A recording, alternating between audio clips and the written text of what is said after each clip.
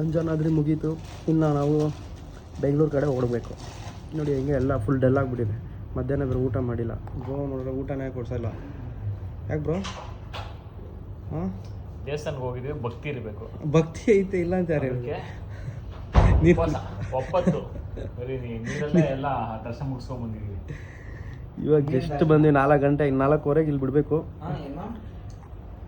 ಇನ್ನೆಲ್ಲ ರೆಡಿ ಮಾಡಬೇಕು. ಅದೊಂದು ನಮ್ಮ ತಲೆನೋವು ಏನಂದರೆ ಬಂದು ಹೋಗೋದಲ್ಲ, ಈ ಕ್ಯಾಮ್ರಾಗಳು ಎಲ್ಲ ಬಾಕ್ಸ್ಗಳು ಎತ್ತಾಕೊಳ್ಳೋದೇ ಒಬ್ರು ಬೇಕು ಅನಿಸ್ಬಿಡುತ್ತೆ ಅಲ್ವಾ? ಅದೊಂದು ತಲೆನೋವು ನಮಗೆ. ಅದರಲ್ಲೂ ಈ ಕಡೆ ಈ ವೆದರ್ ಬರಬಾರ್ದು.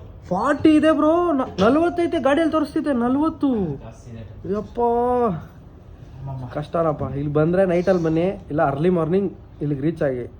ನೀವು ಮಧ್ಯಾಹ್ನ ಬರ್ತೀವಿ ಗಾಡಿ ಓಡಿಸ್ಕೊಂಡ್ರೆ ಅಷ್ಟೇ. ದರ್ಶನ ಪರವಾಗಿಲ್ಲ, ಯಾವಾಗಾರ ಮಾಡ್ಬೋದು. ಬಿಟ್ಟರೆ ಗಾಡಿ ಓಡ್ಸೋಕ್ಕಂತೂ ತುಂಬ ಕಷ್ಟ. ಕಾಲು ರೆಡ್ಡಾಗಿ ಆಗ್ಬಿಟ್ಟಿದೆ. ಹೆಂಗೋ ಎ ಸಿ ಆನಲ್ಲೇ ಇತ್ತು. ನಮ್ದು ರೂಮ್ ಚೆನ್ನಾಗೈತೆ. ಇದು ಯಾವ್ದು ರೂಮ್ ಹೆಸರು? ಸ್ವಾಗತ. ಸಖತ್ತಾಗೈತೆ ಹೋಟೆಲ್. ನೆಕ್ಸ್ಟ್ ಬಂದ್ರೂ ಇಲ್ಲಿಗೆ ಬರಬೇಕು.